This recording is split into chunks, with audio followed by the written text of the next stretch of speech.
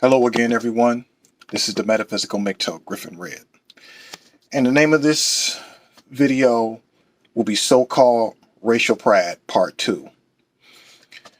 Now, if you've been a long time subscriber to my channel, you ought to know that whenever I do videos or rants or whatever on race issues or whatever, I always go in on the pro-blacks as well as the racist whites in separate videos. So this is no different. This will be part 2, where I'll be going in on the so-called white nationalists and their insecurities, and I think the real reason why they tout this so-called racial pride. Now, I wanted to bring something to your attention that I have actually found out about at the end of the first video, which I kind of forgot to include or whatever. And basically it was on this it was basically a comment made by Ash Destroyer. Shout out to you. It says, most folk on that pro-black stuff are stuck in the past, frozen in time. Back in 1872, we were the most married and built economically successful towns. They always neglect to mention that all of these things occurred pre-feminism, pre-welfare, before the legalization of interracial marriage, and during segregation. Black people were forced to live among one another and spend their money at black-owned businesses. If they desired to marry, their only option was another black person, especially true for black men. Also at the time, people almost never married for love. They married for survival, and often married people they otherwise wouldn't have if they had other options. What these folk cannot accept is that we live in a post-integration world. Segregation is now illegal, interracial marriage is legal, and folk no longer have to marry for survival. What you're seeing is what a world where black people have the choice looks like. Truth be told, we saw glimpses of it during the brief period of Reconstruction when interracial relationships skyrocketed, and even prior to the legalization of slavery, as I touched on before in my early videos, when large numbers of black men and white women were pairing off. Black people have choice now, and there's no putting the rabbit back in the hat. These pro-blacks should put more energy into making black women better for the guys who are into them, if they wanted to be chosen by black men that are worth a damn. And I wanted to bring this up or whatever. And this is a comment that I read. It was an anonymous comment. Says, it's a sign you love someone who some racist imbecile does not approve of, because they perceive the racial relationship as violating some sort of racial purity taboo that they have in their twisted little mind, and you don't. Personally, I think people who don't approve of interracial marriages should go and work on improving their racial purity via the ultimate inbreeding experience. They should go fuck themselves. If you don't like interracial marriages, don't do it. Why do you think you have a right to decide who someone else marries just because you have a rather twisted mind? I couldn't have said it better. So, now we're going to go into the so-called racial pride, and we're going to talk about the white side. Now, if you are not a racist, this does not apply to you. This is only aimed and directed at white nationalists and whites who think that they are superior to everybody else in the human family. So if it don't apply, let it fly.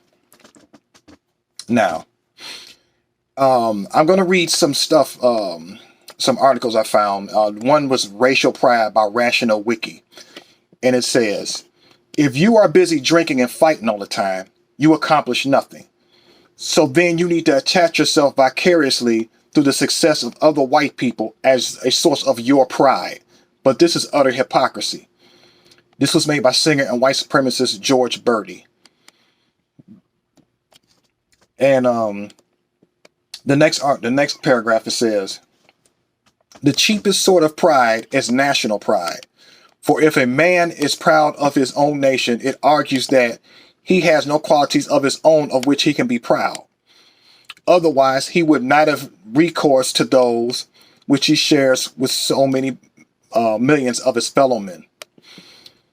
The man who is endowed with important personal qualities will be only too ready to see clearly in what respects his own nation falls short, since their failings will be constantly before his eyes. But every miserable fool who has nothing at all of which be of which he can be proud adopts as a last resource pride in the nation to which he belongs. He is ready to defend all his faults and follies tooth and nail, thus reimbursing himself for his own inferiority. This also applies to race. Arthur Schopenhauer, German philosopher. Racial pride is the idea of pride in one's race, which turns out to be problematic in some instances when the phrase is intentionally used as a euphemism for racism. As far as sin go, we prefer racial lust, but to each their own. White pride equals racism. Some people claim if you are proud to be white, you are attacked with vitriol and labeled as a racist Nazi. And there's this concept of white guilt, which people feel guilty for being white due to past racial injustices. However, the labels of racist Nazi are not usually applied to those who are merely proud of their ethnic heritage, as seen as, for instance, St. Patrick's Day parades, which aren't tied with a specific race anymore, but to those who take their so-called pride to the extremes of hatred, denigration, and violence towards other races, such as the neo-Nazis and the new Black Panther Party groups, not to be confused with the Black Panther Party of the 60s and 70s. Also, most white people in the U.S. more closely affiliate with some subsection thereof, since the majority of Americans are white, or more correctly, pink, or even a slightly greenish blue. The reality of races. According to the biologists of the present day, our concept of race is an awful biological designator, and it is better understood as a purely social designator. Real definitions of race overlap considerably with nationality, ethnicity, and culture. But a hypothetical definition of race, for example, deemed people living on different streets as being different races. In such situation, people taking pride in living in Elm Street, if only because they were born on Elm Street and if not yet left Elm Street, have much the same reasons for pride as white people proclaiming white pride. The only time it is possible to analyze race as a concept is when the society actually uses it. And the more emphasis that the society places on race, the more the concept can be explored. This was the case in racially segregated societies such as apartheid area South Africa and the pre-civil rights area United States. In these cases, race was important only because the people in those societies made it so. From an objective standpoint, the only quantifiable differences between individuals of various races were skin color, eye color, language, etc. Oppressed groups. However, in those cases where a group has been oppressed due to their race, there is often a sense of deep shame in being a member of that group, as these members often allow themselves to be characterized in terms invented by their oppressors. In this sense, racial pride can act as much like nationalism to bring a group together to create or revive an independent identity that does not require self-hatred. Moreover, it can help to instill people who have had all the pride beaten out of them with something to be proud of. As a first step towards more rational self-esteem, this can be seen in the Black is Beautiful movement of Marcus Garvey and others. If this sort of racial pride is confused with or replaces more rational self-esteem, however, it could turn right back into racism, as seen with the Nation of Islam, which is true. This is the difference between the St. Patrick's Day marchers and the neo-Nazis mentioned above. The former viewing racial ethnic pride as a positive unifying force to drink copiously, the latter using it as a tool of division and hatred, sometimes occurring over drinks, as in 1923. The idea of a distinct white human race began with German physician and anthropologist Johann Blumenbach, who in 1775 claimed that there were 5 such races: Caucasian, Mongoloid, Malayan, Ethiopian, and American Indian.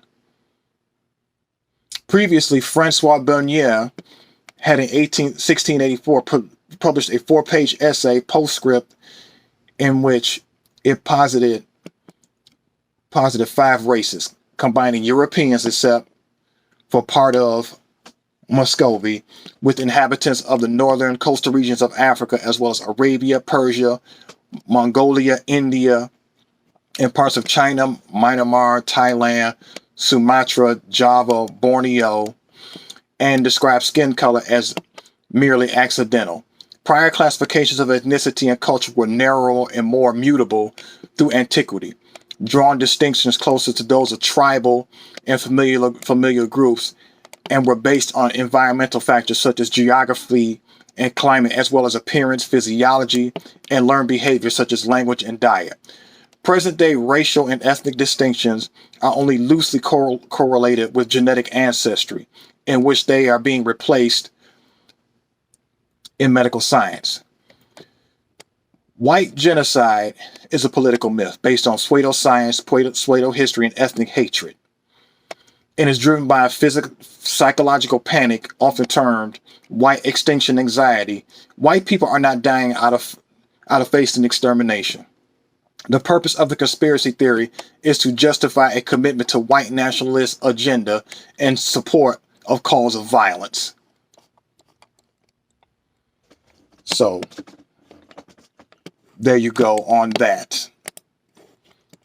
And let me see, I'm gonna pull up some other ones. Give me a second here. Let's see.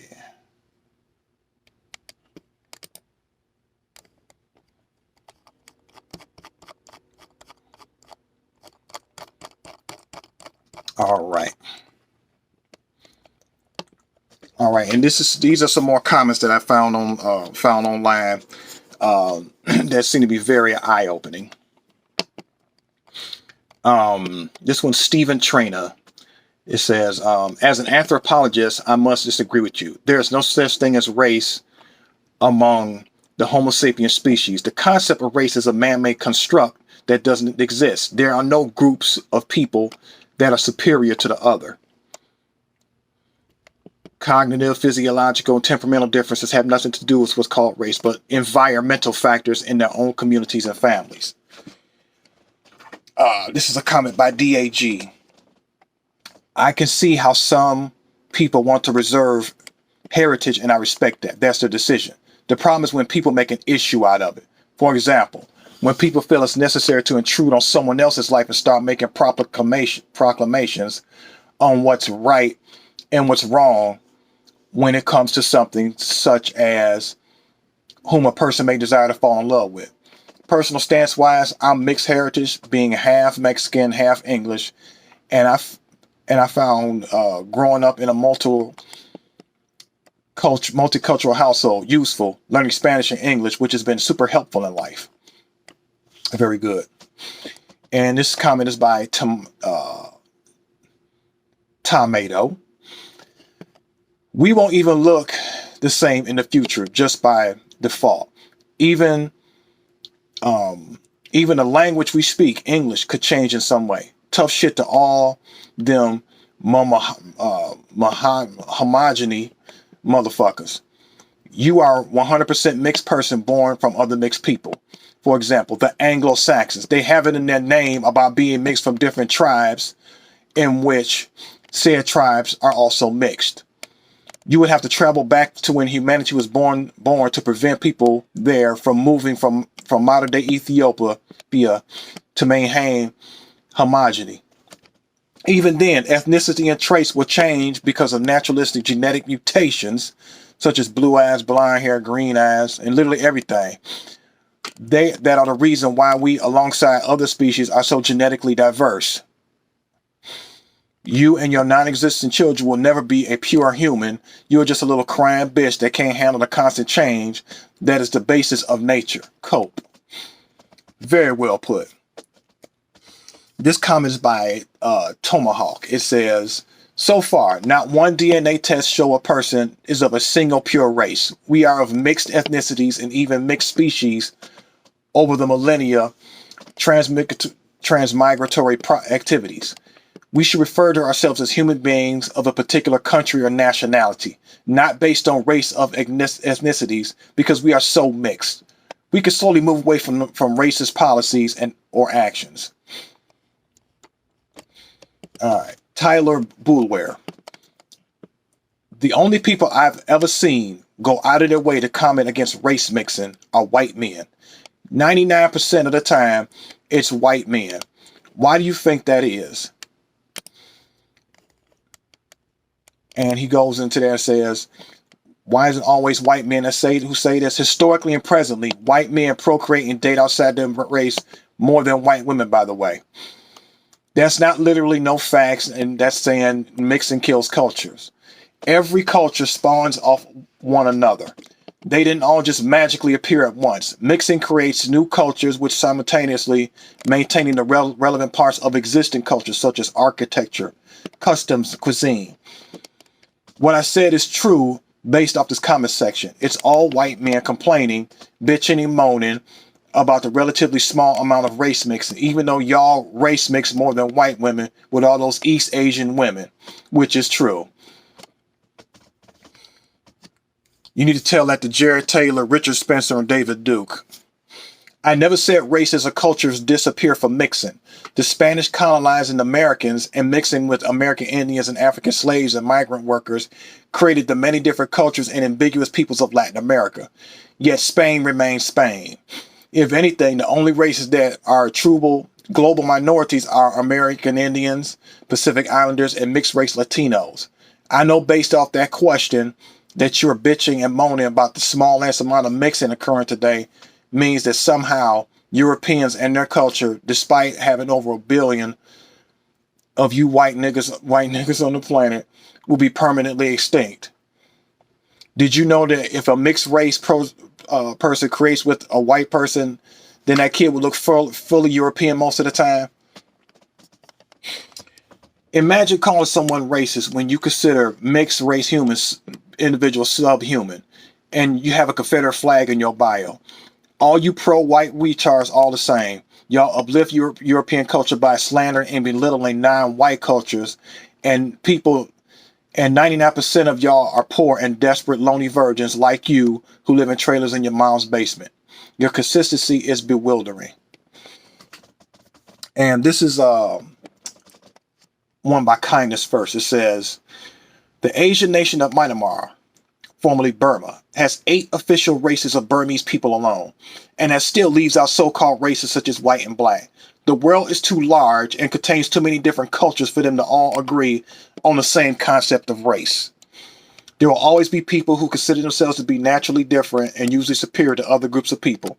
Migration and having children won't change that. Now, this one's Aman B. Racism is bullshit. The fear of genes going out doesn't actually correlate with science. Things that are unique to regions won't be lost forever. Recessive genes don't work like that. Recessive genes are designed to be spread into dominant gene groups that didn't have them previously. Epicanthic folds, light eyes, blonde red hair, lighter skin are recessive but permanent. Rather, you see more blue hazel eyes and red blonde hair epicanthic folds show up in other human groups that didn't have them previously. That's literally how the gene spreads into populations. All you need is 2 copies from both parents, and even if they are dominant to get a recessive, then if that person marries another recessive, their children will be recessive and not dominant as the recessive is expressed. They can only get dominant looks if they marry a dominant gene partner. But even that's a 50-50, because if the person has recessive genes, then that child can again be regressive, but also maybe dominant. Stone culture. God, what a racist. I'm white and my wife is 33 years is Asian. Why? Because she makes me happy and I make her happy. Nobody's marrying anyone just because they're some particular race. The reason you date outside your race is because of culture, not race. I started dating my wife because of Filipino culture was interesting to me. My kids identify as 100% Texan. Anybody has a problem with that can kiss my ass. Very well put, Stone Cold Culture. And this is my favorite article right here I want you to look at, and it's called "The Problem with White Pride" by Scott Nakagawa. And it says, it was written September 30th, 2013. The Race Files publication of Paku Her's My Racial Trigger, Raising Brown Babies, sparked an unexpected debate about white pride. In particular, this video got the ire of one Race Files reader. The little girl in the clip is biracial. She celebrates this by shouting Hapa Power while raising her fists in the air. Hapa is a Hawaiian word for being part or half that's often used to refer to mixed-faced people, especially those of Asian, Pacific Islander, Hawaiian descent. In response, a reader named Jana wrote the following comment. So when a half Asian girl does it, it's cute and empowering, but when a white girl does it, she's a racist and white supremacist. I don't usually play with trolls. People who post controversial comments on websites in order to incite pointless arguments aren't generally welcome here. But this particular commenter was such a grateful. I couldn't resist talking back to her. By the time we're done, she's written this. So all that means white is racism, genocide, and oppression. There's nothing to be proud of to be European, to having a European heritage. It's racist for Europeans to be proud of their culture and what they achieve. I'm guessing Yana knows exactly what form of racist jujitsu she's attempting here.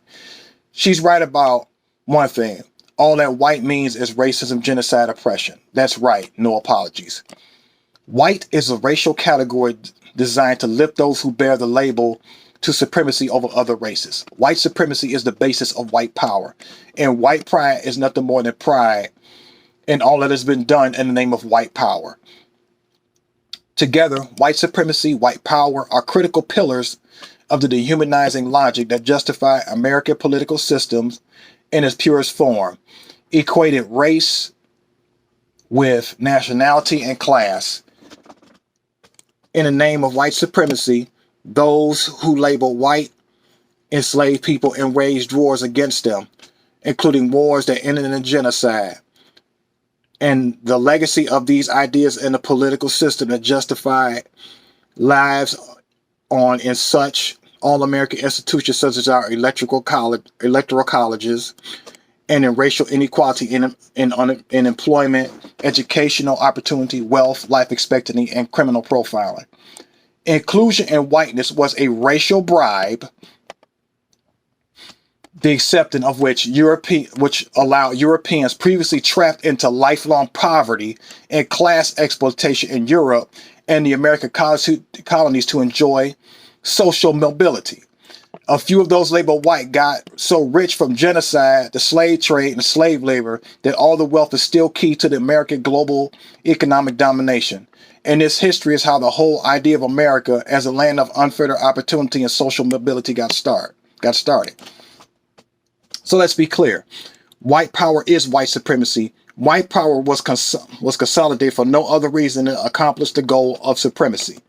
To allow the history of Europeans to be equated with the story of whiteness is wrong. It erases the history of accomplishment of Europeans in Europe and in North America and reduces that to a story of white racist oppression. Don't get it twisted. Regardless of racist attempts to equate white power with black power or brown power or Hapa power, white power is not the same as any of those other expressions of race pride at all. Hapa power is a celebration of a racial identity that defies our history of racial segregation in America, and it brings together white and non-white. And in the context of history of white supremacy and current racial inequities, claiming power for people of color of all kinds is a statement of aspiration for equity, not supremacy. I'm sure though there'll be those who call me a hater, but I've got no problem with European pride or even European American pride. European nations may have colonized the world, but Europeans are just not in just their colonial history. And American Europeans are a lot, or European Americans are a lot more than the history of slavery and genocide in America.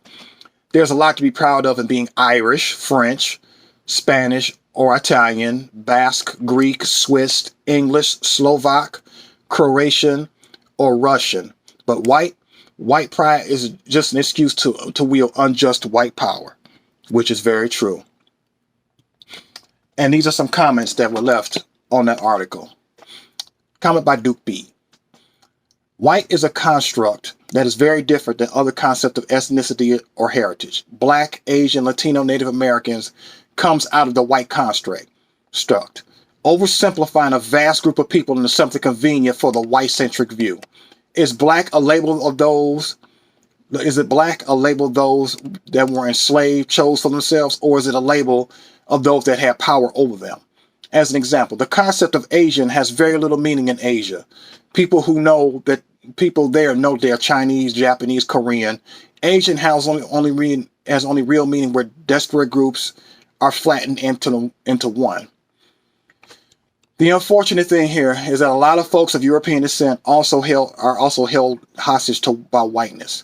Remember that 100 years ago, the Irish and the Italians and many Mediterranean Eastern Europeans as well weren't considered white. It's a devil's bargain. Comment by Travis. Just as white identity plays into the racial power structures in this country, so does every other 17th century racial identity. Prior to the 17th century, race referred nationality, and before that, shared language. The current landscape of human categorization by color is deeply and inherently toxic. It categorizes people and divides them on the physical characteristic of the body they occupy. Pride in being categorized into a color-based racial system is proudly participate in the very foundation of racial oppression in the modern day.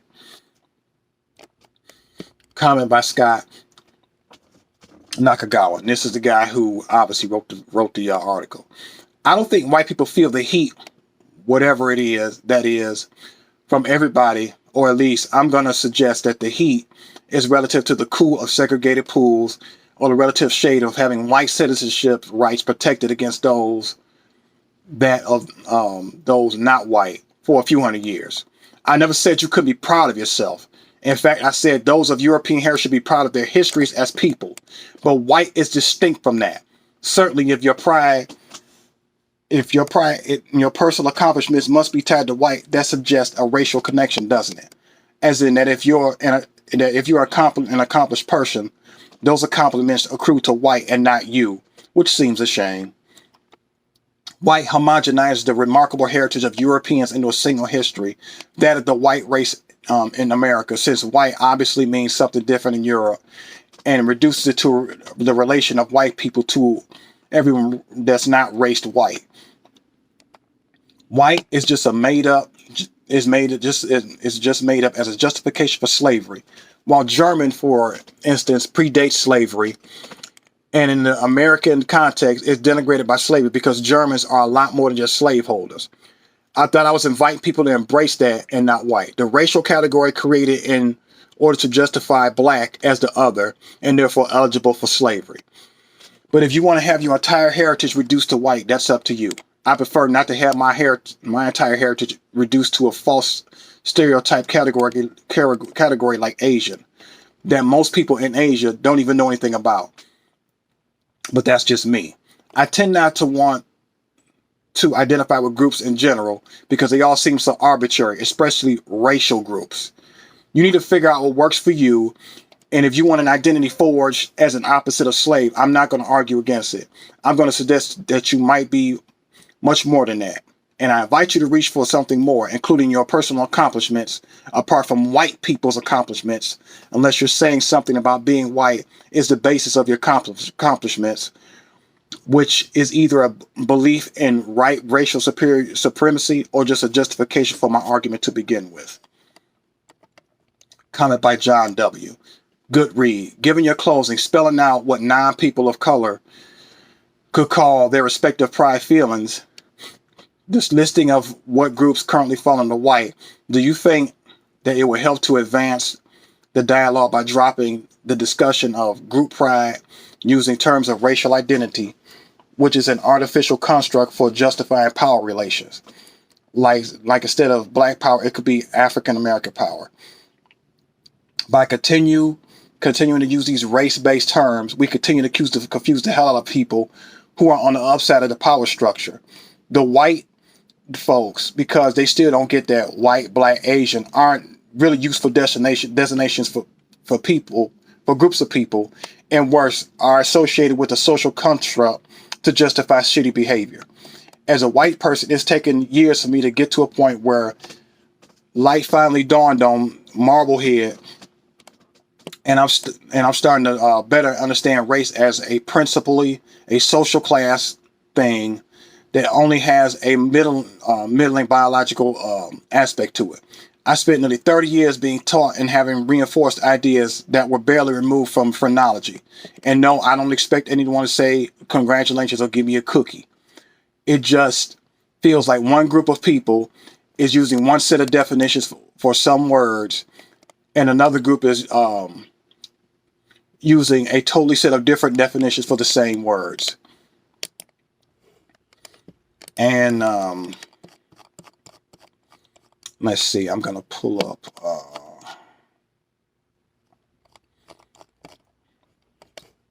some other quotes that I love for you guys to read. Here, let me find them.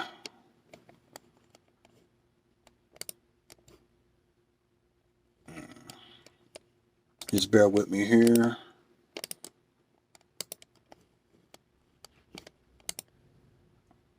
Okay, here I found them. All right.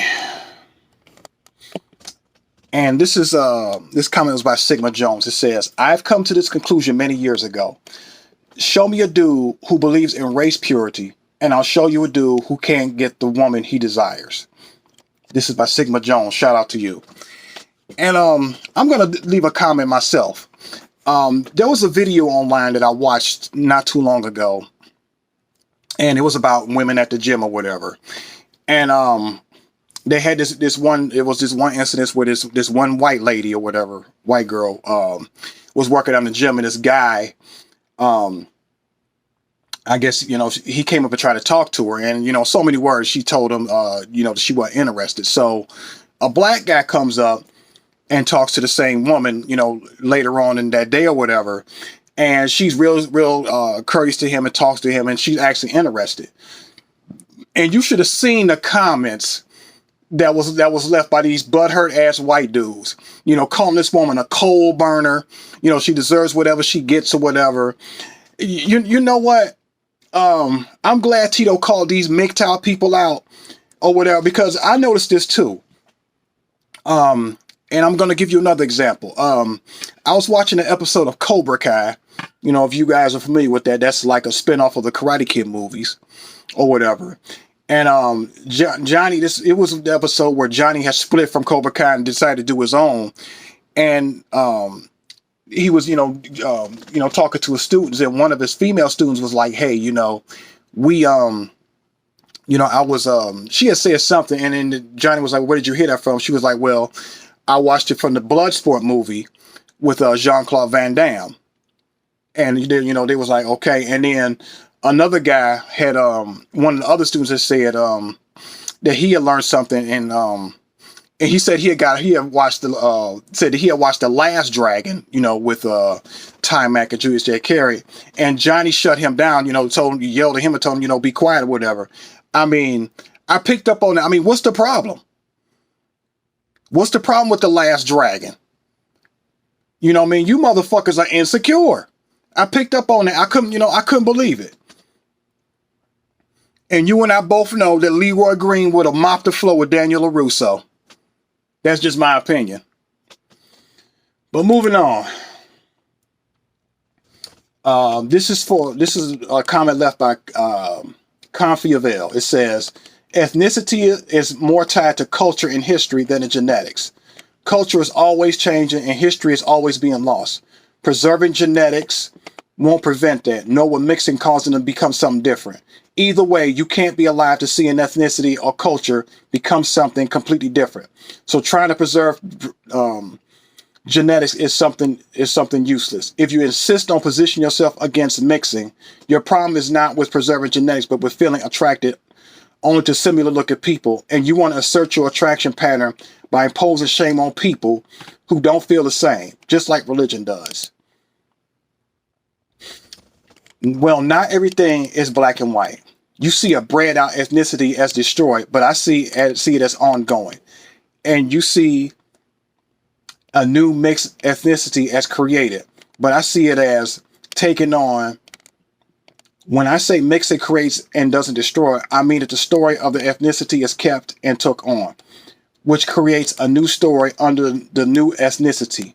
You may say that part of the story is destroyed, but that happens anyway and is not individually related to mixing. And also, the extinction of an ethnic group is not bad if it's consented. People wanted to mix. People nowadays are very concerned about preserving their race without really understanding what really compose a culture and a diverse of cultures such as ethnicity. Normally, they are very uncultured, uneducated, and childish people that don't really socialize with others outside their country, but consumes other cultures like crazy. I find that mindset very hypocritical too. So to me, if you have a preference, that's okay and totally understandable, and no one should be bullied for that. But if you think that way just for the sake of convenience, that's just having double standards and not okay at all. Being black, Caucasian, Asian by genetics doesn't mean that you belong to that cultural environment, and the same goes for the other way around. Although I do respect other people's opinions and point of view, as long as they are not discriminating anyone, being prejudiced, and promoting racism and hate. And let's see. This is by PBAS Will. One thing to consider: the appearance traits we commonly use as markers for race don't shift suddenly as you move around geographically. For instance, we know that the Mediterranean is a crossroad of continents. Say you travel from the tip of South Africa to the tip of North Scandinavia and take pictures of random folks every 10 miles. There won't be many places where the average features shift suddenly. Average features and skin tones morph continuously. There's not one set each of European, African, or Asian traits. There are only averages. And averages depend on the size of the area you sample. Most Italians don't look like Finns. Most Ethiopians don't look like Senegalese. This is why race is a very unscientific idea. Race is just a set of boxes that we use for political and social reasons, some of them unpleasant, and B, anthropological or sociological convenience. White, black, and yellow boxes made a little more sense in the days before we all moved around so much, but it's always been used as a way to generalize. Nemo Marcus writes, preserving racial, ethnic, and cultural groups is what's done in a zoo. I'm a human being and I will live and marry whoever I wish. I will marry another human being, not a breed of person like I'm an animal. Very well. Shout out to you, Nemo Marcus. All right. This is by Okoye. I think this guy's Greek. It says, we're all mixed to some extent, and there was already a time when we were of one race. I think over time, as long as travel doesn't become an everyday thing in the future, new races will form out of the so-called mono race. New cultures would most definitely be in the form of the future as well. Many being of mixed and existing cultures, just as existing cultures are often a mix of past cultures. I think people fall into the trap of thinking of races that exist now as some constant of nature. This is pretty short-sighted in my view. This is a pretty short-sighted viewpoint in my eyes. Okay. And the lovely and smart commentator says, even if we became more similar, we would still find artificial divisions. Kindness first. Okay. All right. It says, no. This comment section does not seem to understand that that skin color does not equal culture. You could be a white-skinned Middle Easterner of some sort or a black British person. Just because everyone is some shade of brown does not mean that we all will be some unified brown culture. There's tons of cultures and different different black phenotypes. I mean, we know this, but it seems like this stupid ass racist white, he doesn't know this, or he knows it, or he's just in denial, or like I said, he's very insecure.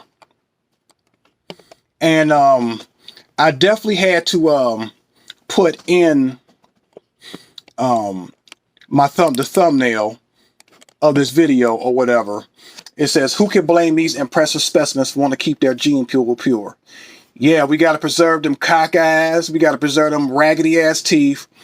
You know, their fucked up ass posture. Ugly fucking looks.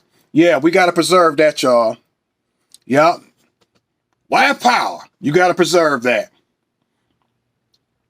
And most of these motherfuckers are ugly.